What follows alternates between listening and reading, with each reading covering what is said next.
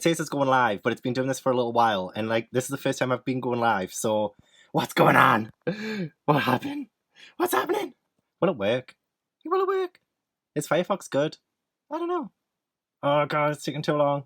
I may have to try Chrome. Okay, 2 seconds. It's officially the start of Believathon. Although, saying that, this is day 2. Week 1 of Believathon is off to a good start, I think. So yesterday, I was at work all day, so I didn't get much reading done, but I did do the Midnight Feast at midnight, and I'm so happy with how that went. A lot of people tuned in for it, and I didn't think a lot of people would, so thank you so much if you tuned in. If you haven't, I will link it up here.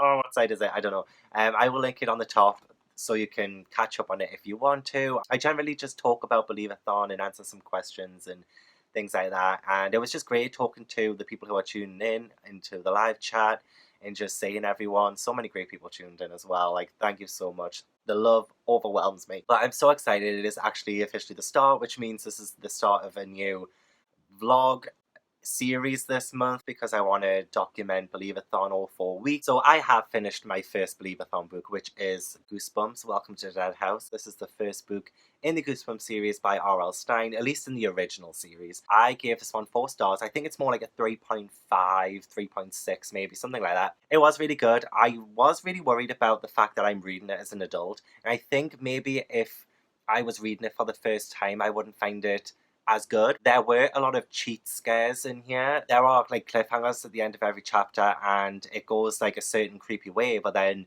at the start of the next chapter you'll realise it was nothing, or it's not as scary as it seemed. So like I remember that as a staple in the Goosebumps series anyway, so it doesn't affect me now, but I think if I was just starting out on the series, maybe it would. So this one does follow a girl called Amanda and her brother Josh who moved to this dead house in a new town where everyone seems to be a little creepy, which is actually perfect for the next book I'm reading. I'm already seeing sort of similarities-ish. But as I was reading this, a lot of things were coming back to me. I remember the twist in this as well. But going into this, I thought I forgot everything about it. But as I was reading, it was just all flooding back to me. Which is what I love when I read books that I read as a child for the first time as an adult, because I remember things that I've forgotten and it just comes back so easily. It was a very standard sort of haunted kind of book. I think like now, I mean this came out in the 90s, but I think now the whole haunted house story's been like done to death. But I think as a child, if you're reading this as a child, I think it's genuinely creepy, and there are some really gory moments in this as well. Like I was a bit surprised at how far the gore went. Great start, and hopefully I can finish off the rest of the Goosebumps series at some point. I do want to reread them all, so this is a start.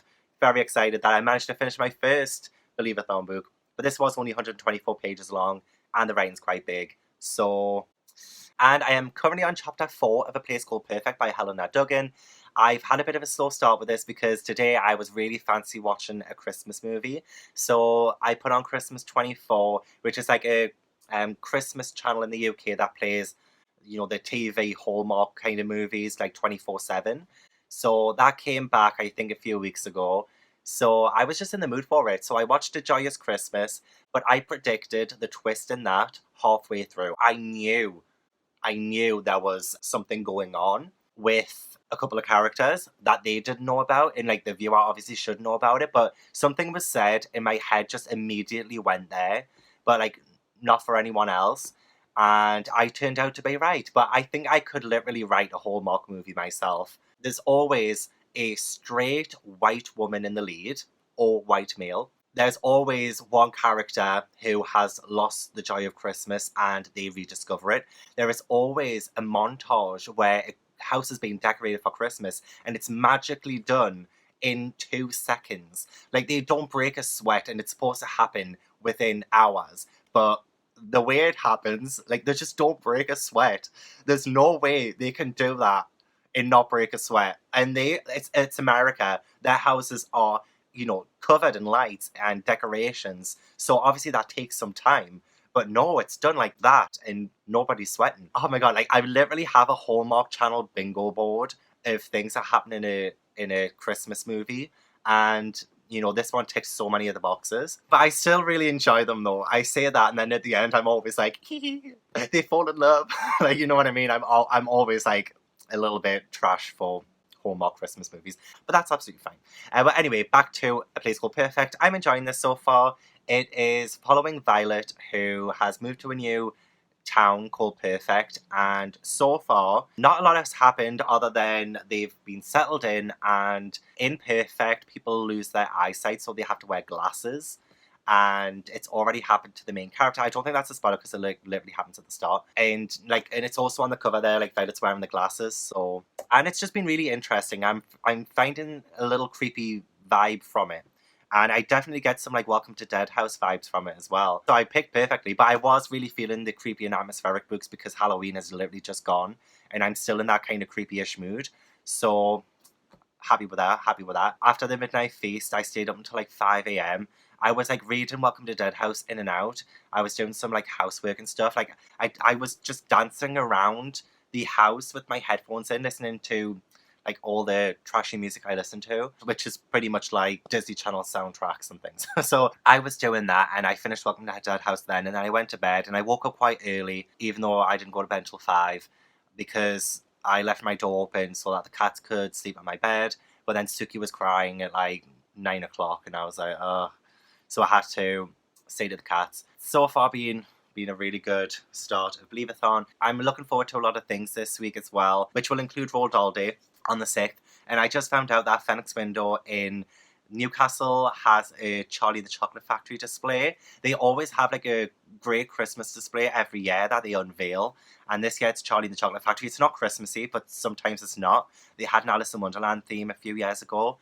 And yeah, I'm really looking forward to seeing it. And that will be perfect on Roald Day. I'll go over and I'll check it out. So I'm going to get settled. I'm going to light one of my Believathon candles and just chill. I was going to have some coffee in my Believathon mug, but I think my sister's getting me a Starbucks, I think, and dropping it off for me. So praise be. Sorry, I nearly forgot to mention that I got this sent to me from the publisher, The Dead World of Lanthorn Ghouls by Gerald Killingworth.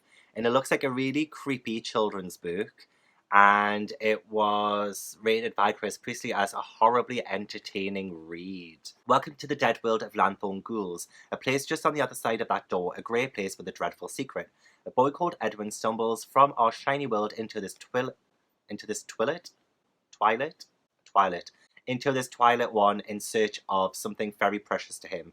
The only person who can help him is Lanthorn Ghouls, a frightened boy his own age who is trying to escape the horrifying old ways. In this inventive, funny and at times scary book, author Gerald Killingworth plunges us into a land of thrilling horror, full of menacing creatures and rotten surprises. It is a dangerous place, but there is kindness too. You just need to find it. Ooh, it does sound really good, and that's why I requested it. So they sent me this. I don't know when it's out. It might be out sometime soon. It might already be out, I don't know, but this was sent to me and it looks really good, and I requested it because I love the cover. The cover just looks so creepy, and I really enjoy it. Could have been so good for the creepy or atmospheric book for Believathon. But I'll have to give this a read at some point. I won't be able to fit it in this month and let you know how it is. So sorry, I just wanted to go back into that because I haven't really done much of a book haul recently. And there has to be at least one in every vlog, so there we go. And yeah, now I'll head off.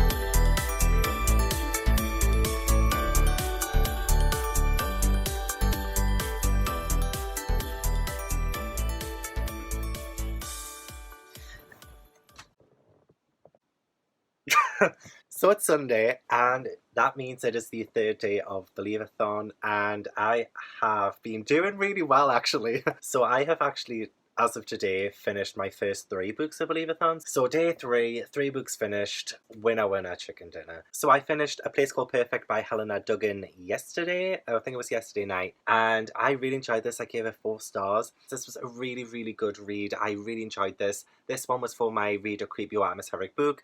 Although this is the second book I've read for that prompt. Like, I don't know why I didn't give it 5 stars. I think it's because I think maybe the second or the third one might be better. I don't know why I think that, but I just think it might be. So I think there was like so many good things in here. I love the story. I love the creepiness of this town. It's not a spoiler or anything, but there were like, 'cause it's all over the inside of the book, and it's these like flowers with eyeballs. Like, that was really quite creepy, but I felt that this could have been a bit creepier. It didn't live up to my expectation of being as creepy as possible. It was very Coraline-esque, as a lot of people said. I'm going to use this on because this on is absolutely knackered. What was I talking about again? So like, some of the creepy stuff was like brushed off as well. There were a lot of jump scares that turned out to be boy. Like, that happened about 3 or 4 times, and it just, like, by the 4th time I was like, okay, right, I'm not getting scared yet. So I wasn't really scared, but I did enjoy the big conspiracy of it all, and the writing style was really good. I just blew through it all day yesterday. I had so much fun. I cannot wait to read the sequel, which is called The Trouble with Perfect, and then there's the third one called The Battle for Perfect. So I'm really looking forward to reading those. Was so close to giving this 5 stars, let me tell you. It was a very close 5-star read. I'm so glad this is already the second book I finished for Believathon. And then today I finished Charlotte's Web by E.B. White, and I gave this one 5 stars because, like, I appreciate it for what it is. It is so good, and oh my god, like, I got so emotional by the end of it. And if you've read Charlotte's Web, you will know why. Oh, it doesn't even, because it is emotional. And I think a lot of people probably already know that if they haven't read it. But like, it's not just what happens, it's the fact that it gets like rubbed in your face as well. So this might be a bit spoilery. Okay, so I'm going to go into a little bit of spoiler here for Charlotte's Web. So if you haven't read it and you don't want to be spoiled, skip ahead until I put the book down. Okay, so 5, 4, 3, 2, 1. You've been warned. So when Charlotte dies, like, it is really emotional, and it does say, next day as the Ferris wheel was being taken apart and the racehorses were being loaded into vans and the entertainers were packing up their belongings and driving away in their trailers, Charlotte died.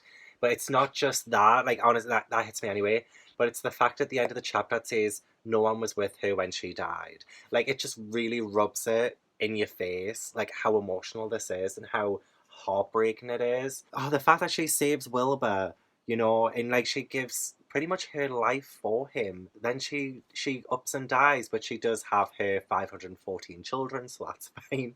But, and even the ending's a bit emotional when most of them start flying away, but then 3 stay behind and become his new friends. It's like, oh god, this is just so sweet. Really enjoyed this one as well. I understand why this is a classic, but this was my animal prompt. Oh, it was so good. So this is my first 5-star read of Believathon. God, what else can I say about this? And this was so quick to read as well. It had illustrations in, the writing was quite big. I read most of it in Starbucks today, where I had a pumpkin spice latte because they're still on. Last year, they ran out of pumpkin spice like a week or 2 before Halloween, and I was absolutely pissed. But this year, they still got it on. Then I had a toasted marshmallow hot chocolate from there as well, and it was really nice. It was really sweet, but it was really nice. Charlotte's Web. I've never actually watched the movie, and I don't think I did actually read this as a child because I don't remember what happened in it. I thought that maybe I had, but like, nothing came back as I was reading it, so this is probably, I think this is my first time reading it. But I also have a parcel or 2 to show you. So this is the first one. The second one is a box. I don't know. I'll show you in a sec, but this is the first parcel. So I did actually private my wish list just for now because my bookshelves are genuinely running out of space. So I need a note to know who sent me this bad boy. Okay, I knew this was coming because Desi from Pastel Pages did mention that she was going to send me something. It came. I didn't realize how fast it would come, so I wasn't sure, but... And if you have not checked Desi out, like, seriously, her channel is just phenomenal. She has the best quality on her videos, and she is so funny, and just, oh my gosh, I love her. And I never miss a video. I watch all of them. Okay, let's have a look. Oh god. I know this isn't on your wish list, but it is one of my favourite middle grade books that I have read all year. I hope you enjoy it and that it is able to bring you happiness. Your friend Desi. Hopefully you haven't read it yet. Okay. It's a hardback. Oh wow, I love this cover. It's beautiful. It's beautiful. Desi sent me The Line Tender by Kate Allen. I've seen this before. I'm sure I saw this on Desi's channel. But I'm sure I'm trying to think. It might have been in a TBR video. I don't know, but I haven't actually read this one. I haven't read it. No, I haven't read it. And it looks so beautiful. It looks so beautiful. Oh my god, look at that cover. Like, The Line Tender. And there's like whales and sharks and fish. And is that it? Sea otter, stingray. I know what they're called, but I can't remember. Octopus. This is a very like maritime kind of cover. Is this going to be some kind of like seaweed? I can't remember. I'm sure I've seen this cover before, and it must have been on Desi's channel.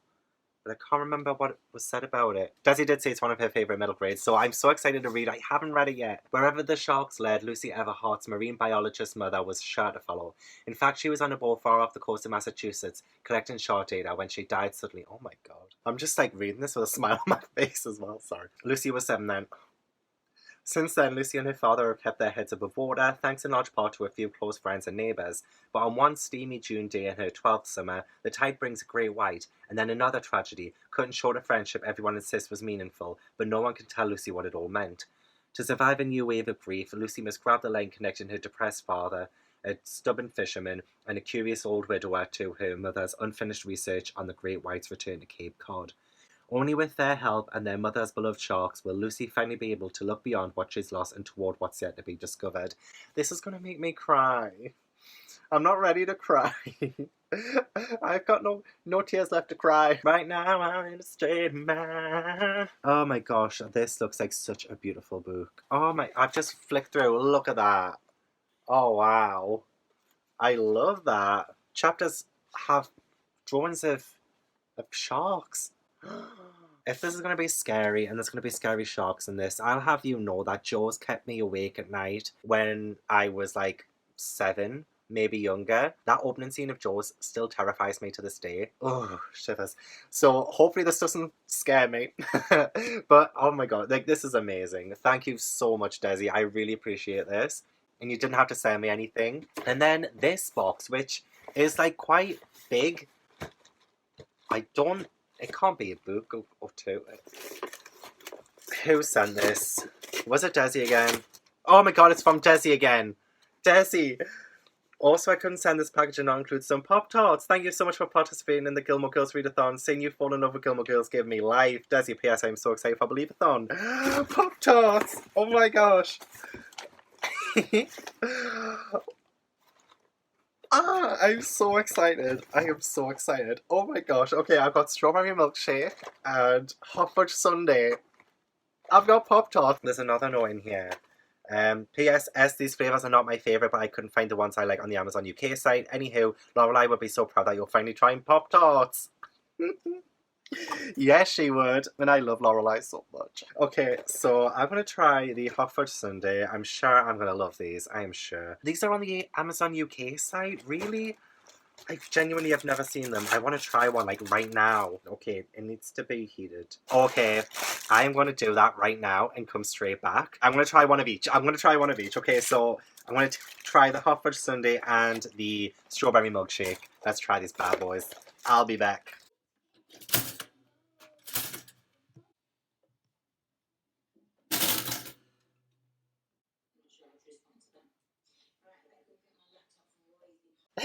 I'm back.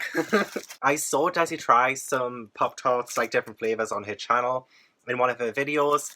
I think it was in the Gilmore Girls vlog that she did. So let's try the fudge sundae. Is the right name for it, isn't it?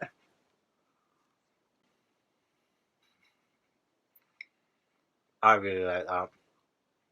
That tastes so good. Rory ate these for breakfast. And Desi, you don't even like these ones? What? I need to try this one now. Right, this is the strawberry milkshake one. I'm going to try this one now. I've still got the taste of the other one. I'll wash it down with my fruit shoot. Strawberry milkshake time. I'm gonna have to buy so many more now so I can just taste test them all. Oh my gosh, it looks so good. Okay, try.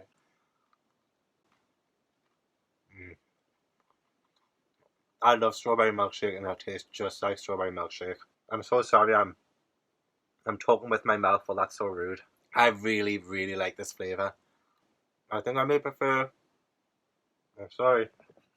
I think I may prefer the... I'm covering my mouth right now. I have stuff all over my teeth. I think I prefer the hot fudge sundae one a bit more than the strawberry milkshake one, but they are both so tasty. Let's try them at the same time. I'm an animal. They were top notch. The flavours were popping. Thank you so much, Desi, for sending. Thank you so much, Desi, for sending these. I really appreciate them. I'm so surprised. Thank you for sending these and the book. It means the world to me. You are amazing. Please check Desi's channel out. She is so fantastic. And I love her videos so much. I'm going to go and finish these off.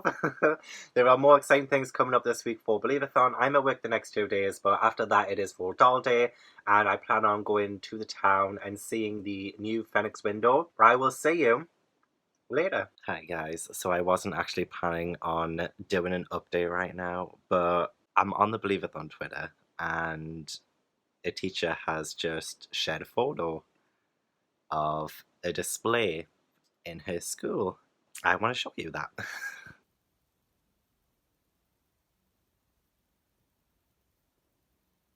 That's actually in a school. Like, up on display in a school. And so many kids are going to see that. I just wanted to show you that.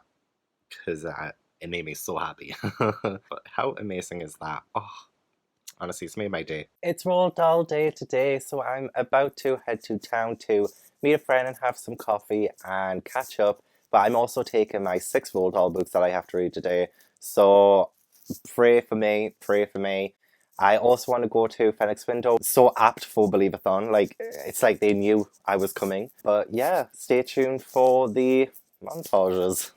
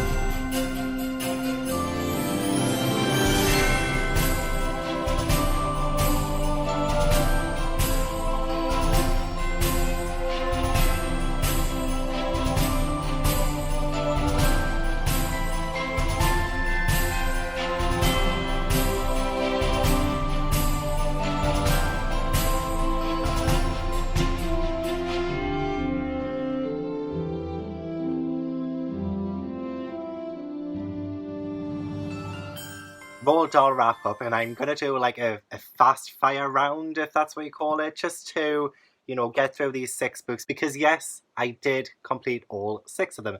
And it wasn't that hard, because it literally only took me like 20 minutes to finish like a lot of the books. So I think the longest one that it took me to read was George's Marvelous Medicine, which probably took me about an hour maybe to finish. But like, say The Enormous Crocodile only took me like 20 minutes.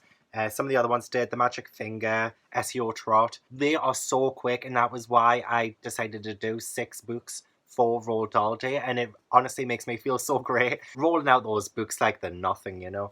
So far I have read 9 books for Believathon, which is awesome, but it is a little bit of a cheat because a lot of these books today were very small. So I'm going to do this quick fire round. Okay, so first of all, The Enormous Crocodile by Roald Dahl. I don't need to say who it's by. This is about a crocodile who lives in a jungle, and he decides that one day he is hungry for a child. So he goes into the village, he passes loads of different animal characters like elephants and monkeys and birds and things, and he tells them about his wicked plan, and then he goes into the village and he has these really nasty tricks to eat a child. So he pretends to be seesaw so that the kids will sit on him and then he can just eat it. That sounds really bad. Not in that way. But his plans keep getting thwarted by the animals in the jungle, and it is a really good little read, so I gave this one 4 stars. It's filled with colour illustrations, which a lot of Roald Dahl's books don't have colour illustrations. They do have illustrations, but just not in colour. So I enjoyed that aspect of it. It was a really good story. I really detested the crocodile, and that is a really good thing. There really isn't that much to say about this one, actually.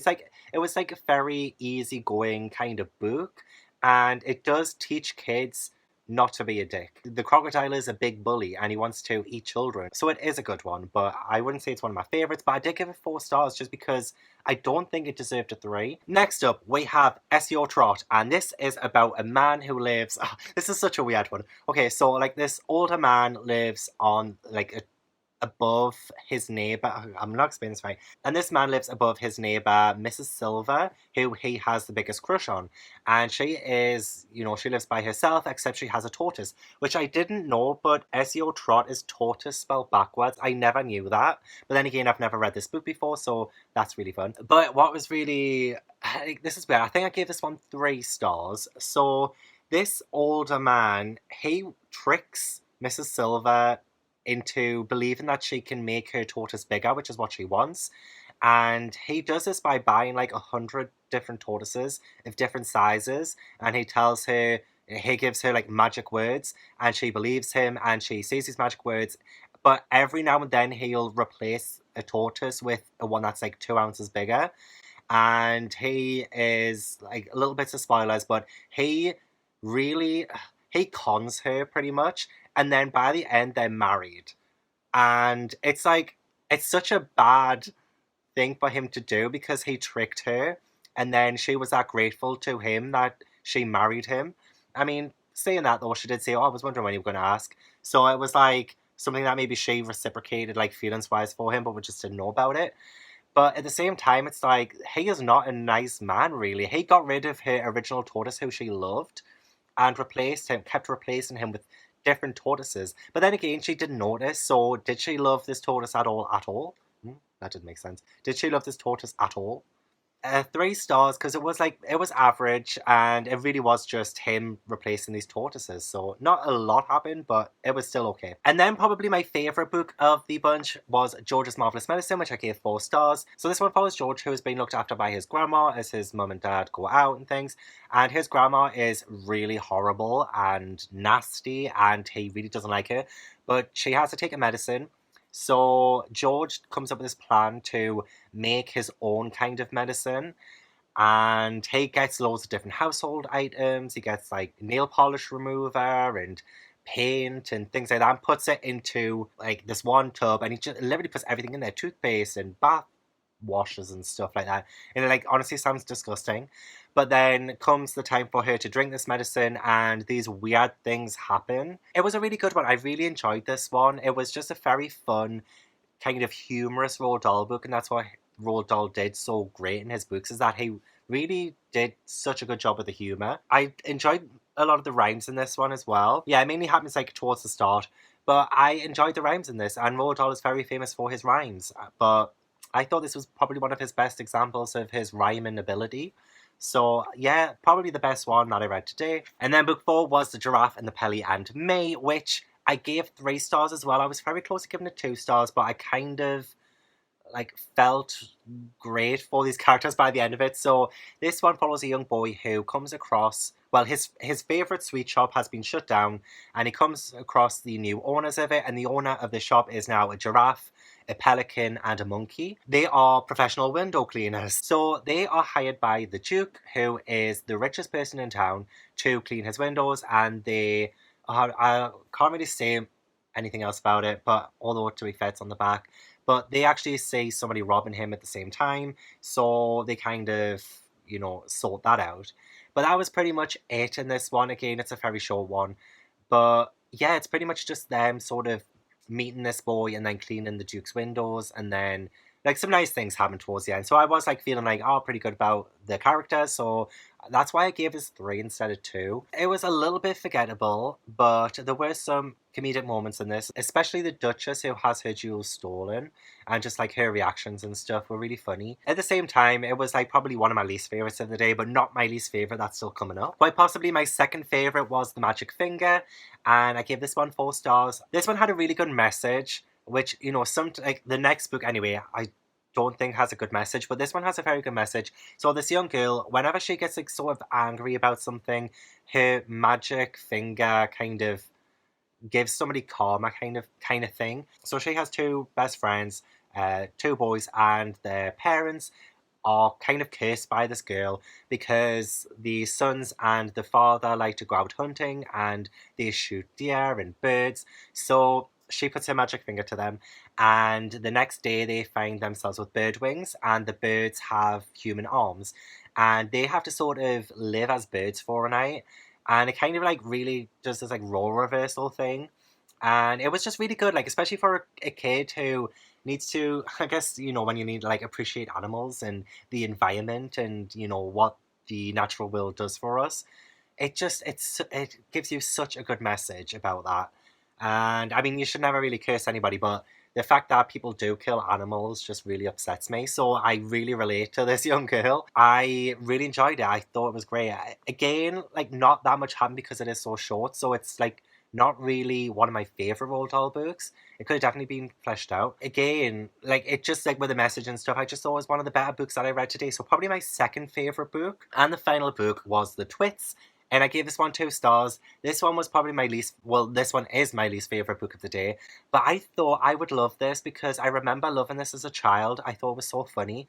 But looking back at it now, oh my gosh, like this is so not good. Like, I'm sorry for the people who did absolutely love this one, but there was like one moment in this at the very start where it was like a really beautiful sort of message where it says, if you think horrible, nasty thoughts, then you will be ugly later in life, which I think is a good message because like it'll teach kids not to think bad thoughts of other people, really. But then it has the Twits, Mr. and Mrs. Twit, who play pranks on each other, and they're really horrible, cruel pranks. And that's for like most of the book. And then the second half of the book is how Mr. Twit sort of eats the birds that get stuck to his tree, and the monkeys that he has captured and have them in a cage.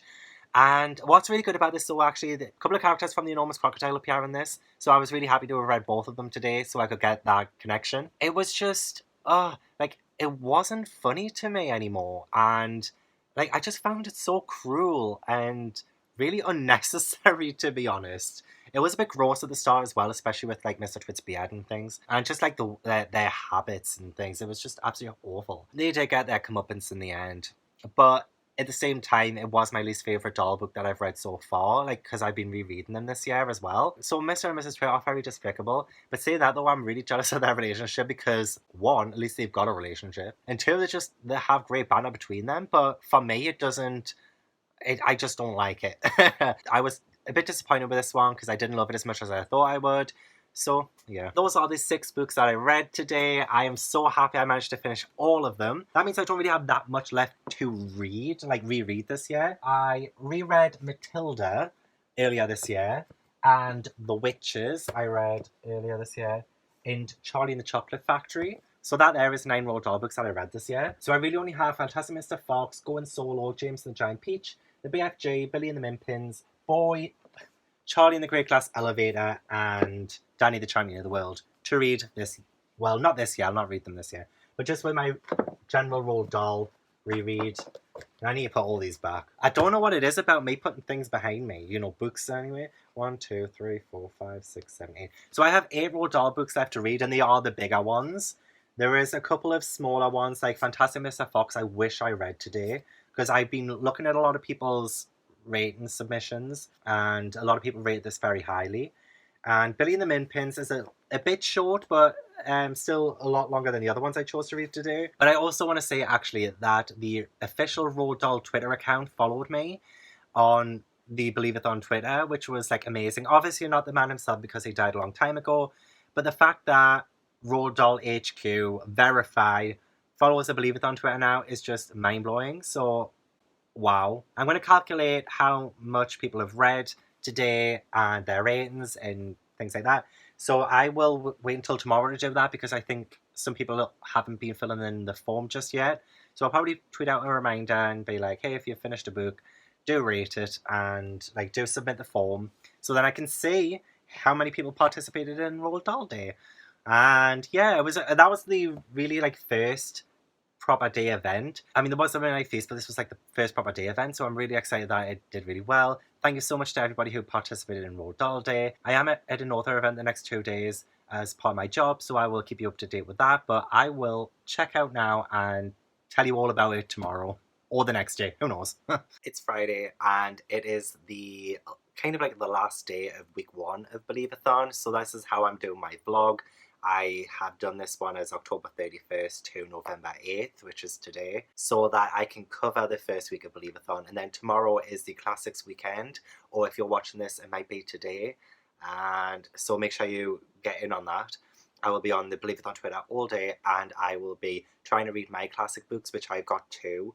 I'm going to be reading The Wizard of Oz by L. Frank Baum, which I am buddy reading with Cody, and then I am also reading my classic pick for my Believathon TBR, which is The Secret Garden by Frances Hodgson Burnett. I always struggle with that name. I actually haven't managed to finish anything else other than the 9 that I've read this week, which were Goosebumps, Welcome to Dead House by R.L. Stine, and then it was, oh my god, I'm already starting to forget.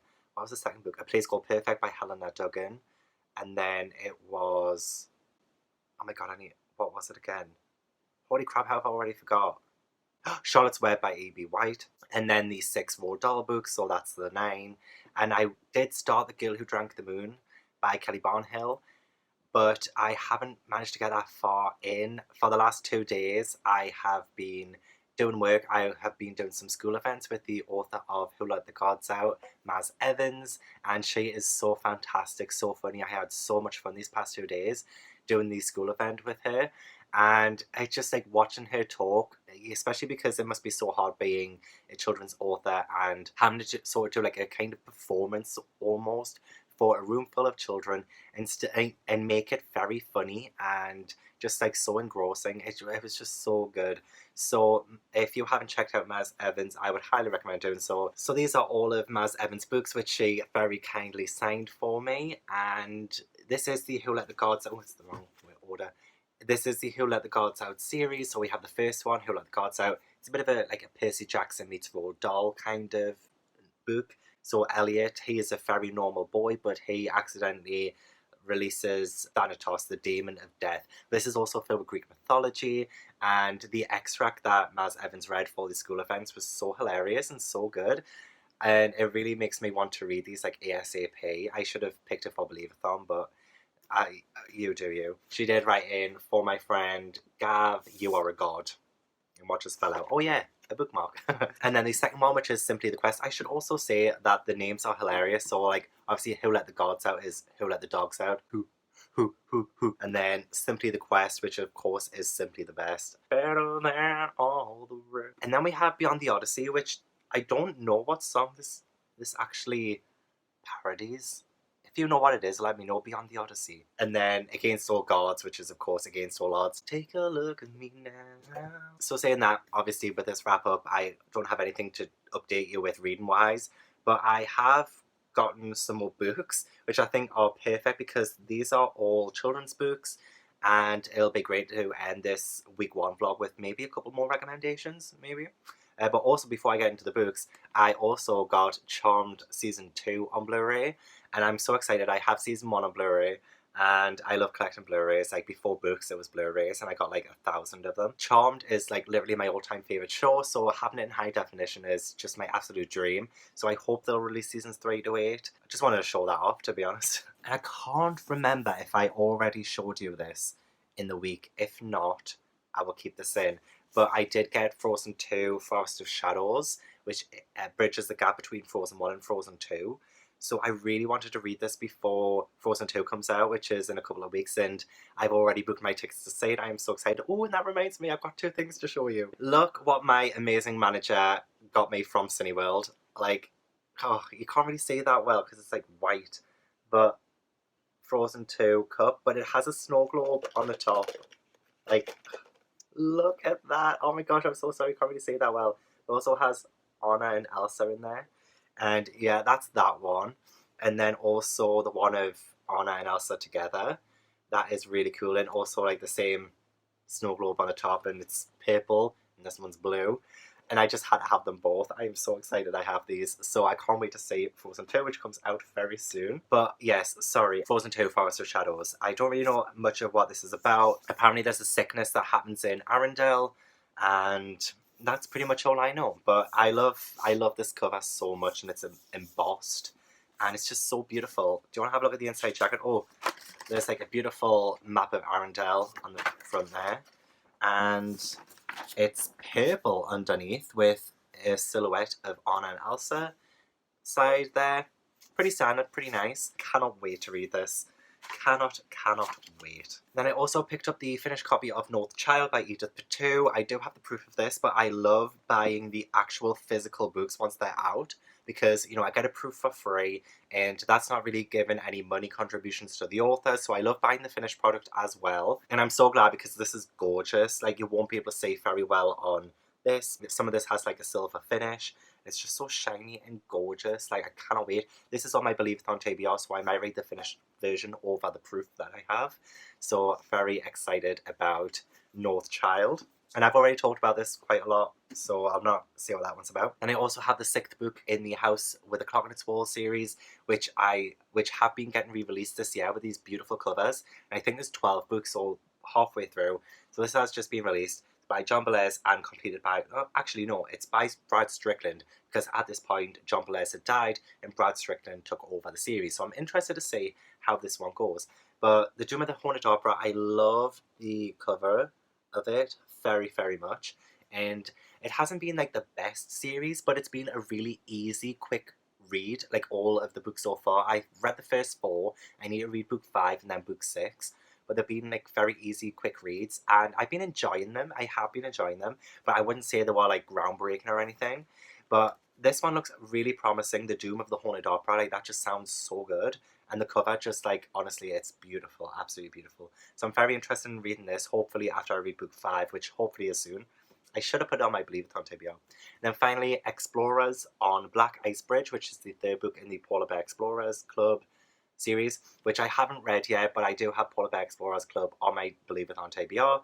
But I really wanted this. I had pre-ordered it and I totally forgot, and then it came in a few days before the release date, so I had to pick it up. Yeah, it's beautiful. Polar Bear Explorers Club, I'm not too sure what it's about. I've heard people talk about it, but it is my strong sense of friendship prompt for Believathon, so once I've read that, and hopefully that'll be in the next week or so, then I'll tell you what this series is about. But yeah, those are the books that I picked up. Yeah, I hope you enjoyed the first week Believathon. Please let me know how your first week Believathon has went. I also want to finish off by saying we have read a total of 134,396 pages in the first week by the people who have completed the form that I have. If you haven't filled in the form and submitted your finished books, I'll leave a link down below for the form so that you can fill in, and it'll be great if I can try and get to like 500,000 pages read during Believathon. That would be so great. Maybe 1 million, but yeah, that would be so good. And I don't think there's anything else really to update you on Believathon wise, but I'm just so happy with how the first week has gone. I hope you guys had a great Roald Dahl day and a great midnight feast, and I can't wait for Classics Weekend and then also Disney Day on the 13th of November, which is going to be so good. I'm going to watch Disney films, and I don't really have like a fairy tale-esque book to read, so I might just watch Disney films, have a day off from reading really, and I also have a 1,000-piece Disney jigsaw puzzle, which I might assemble for you guys. I haven't done a jigsaw in so long. But yeah, I am so happy and grateful, and thank you so much for Believathon, and thank you for watching my vlog if you're still here. And please like this video if you enjoyed your time with me, and subscribe if you haven't already, and for more Believathon content. And also leave a little comment, let me know how your first week of Believathons went, and I will see you in the next video. Bye!